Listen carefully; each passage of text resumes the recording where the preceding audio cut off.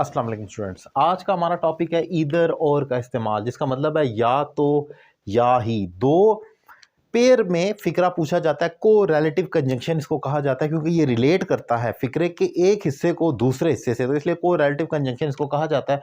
इसके दो पॉइंट होते हैं। एक तो ये तब इस्तेमाल किया जाता है जब आप ऑप्शन दे रहे होते हैं कि या तो ये कर लें या ये कर लें, ऑप्शन इधर ए और बी, वहां पर इसका इस्तेमाल होता है।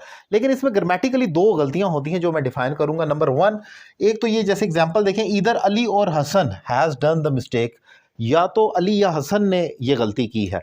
अब नंबर वन जो रूल है वो ये याद रखें, इधर अली और हसन, अब ये दो लोग हो गए हैं अली और हसन, लेकिन हमने इसके साथ हैज लगाया है, हैव नहीं लगाया। हालांकि ये दो लोग हैं, वन और ये वन टू है, लेकिन हैज इसलिए आएगा क्योंकि लास्ट सब्जेक्ट हमारा सिंगुलर है हसन, हमने लास्ट सब्जेक्ट को देकर लगाना है जो कि हसन है।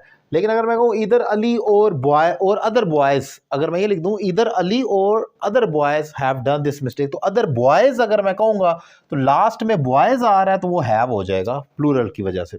ये रूल याद रखना है कि you have to apply your helping verb keeping in view your last subject. इधर it is singular, so your helping verb will be singular, but if it is plural, so obviously you will have to take a plural helping verb. यहाँ पर singular था तो मैंने has लगाया। Second example देखें, इधर you और I will have to do this work।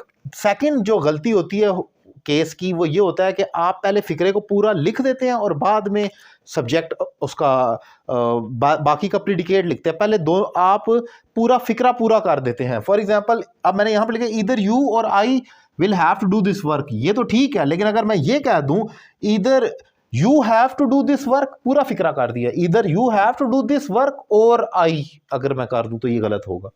यानी कि आपको पहले दोनों सब्जेक्ट को जोड़ देना है। अगर काम एक ही हो रहा है इधर यू और आई, आपने सब्जेक्ट को जोड़ दिया, अब बाकी का प्रीडिकेट आप लिखेंगे will have to do this work, मतलब कि वर्ब और ऑब्जेक्ट जो कुछ भी है वो आप अगले फिक्रे में रखकर उसको जोड़ देंगे। लेकिन गलती क्या होती है? गलती ये होती है अगर जैसे मैंने यहाँ पर लिखा है इधर you have to do this work, मैं यू के साथ पूरा फिक्रा पूरा कर दूं, एंड पर जाकर अगले वाले को फिर लिखूं तो ये गलत हो जाएगा।